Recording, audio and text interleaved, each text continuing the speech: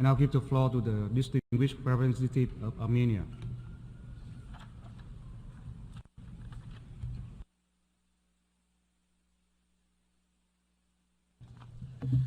Mr. President, the responsibility to protect rests on the fundamental pledge made by the international community to prevent genocide, war crimes, ethnic cleansing, and crimes against humanity, and to protect vulnerable populations from such crimes.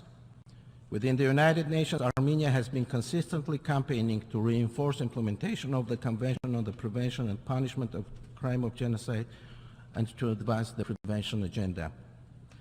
The International Day of Commemoration and Dignity of the Victims of Genocide and the Prevention of this Crime, which was established upon Armenia's initiative, has evolved into a form of dialogue and cooperation to foster prevention of atrocity crimes.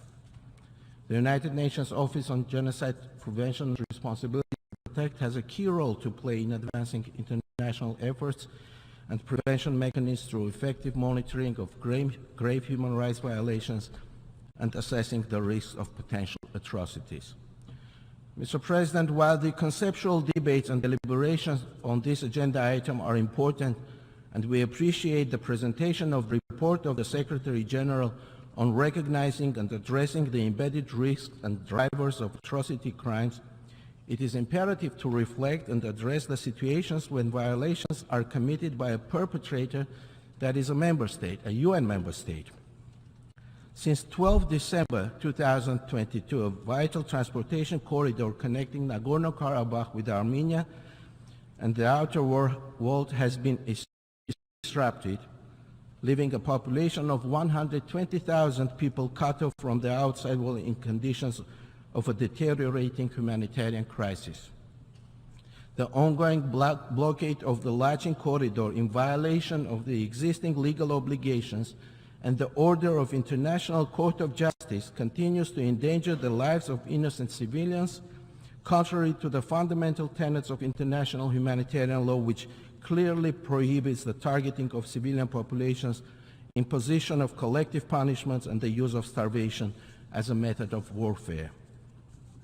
On February 22 this year, the International Court of Justice indicated a provisional measure at the request of Armenia, according to which Azerbaijan, and I quote, shall take all measures at its disposal to ensure unimpeded movement of persons, vehicles, and cargo along the Lachin corridor in both directions, unquote.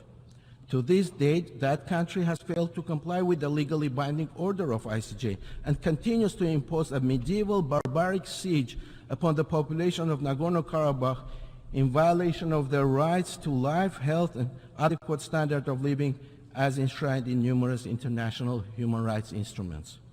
This member state would claim that there is no blockade, that the ICJ order regarding Lachin corridor is a matter of interpretation, that humanitarian cargo and ICRC are allowed to operate.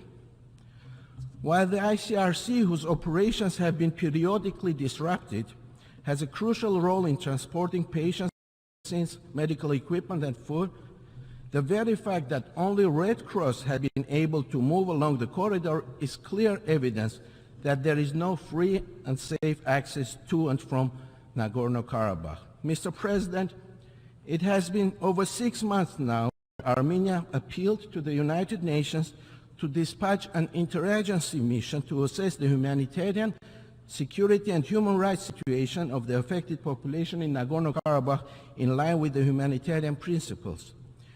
We have also been consistently requesting that UNESCO send a fact-finding mission to Nagorno-Karabakh and the adjacent areas in order to help preserve the vast and unique cultural heritage of the region. The continued violations of the fundamental human rights of the people of Nagorno-Karabakh and the denial of international humanitarian presence on the ground reveal the intent to inflict maximum harm on the population by creating unbearable conditions for life, a clearly detectable warning sign of premeditated genocidal policy. At this time of existential threat to the people of Nagorno-Karabakh, the international community, represented by its most collective institution, the United Nations, has a responsibility to act and protect.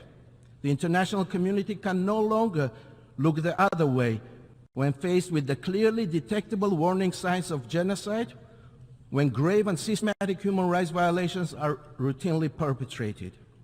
The United Nations, its respective bodies and structures, as duty bearers, have yet to meet their obligations vis-à-vis their rights holders, the ordinary people, women and children, the elderly, the most vulnerable, who remain entrapped, confronted with the genocidal policies of Azerbaijan.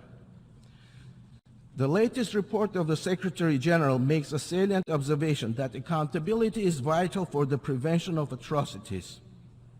Impunity is historical in a society or persists across leadership and institutions, undermines the rule of law, sows the seeds for future violence, and increases the risk of atrocities, unquote. These words cannot be more true in relation to the action of the neighboring country when one follows the official narrative and the hate speech emanating from there at all levels. The international community has a shared responsibility to prevent and protect populations from atrocity crimes and to ensure that grave violations do not go unchecked. Impunity for violations of the international norms and principles has emboldened Azerbaijan to resort to new provocations and military escalation.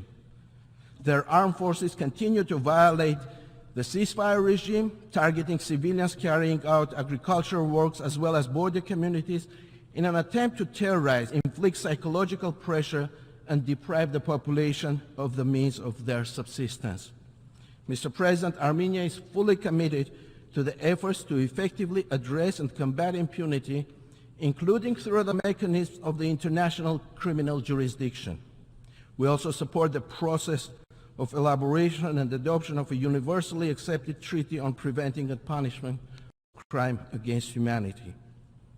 We will continue to work with all international partners and the UN system in order to uphold the principles of the responsibility to protect as a critical framework for preventing atrocities, promoting human rights, and upholding peace, security, and justice. Thank you.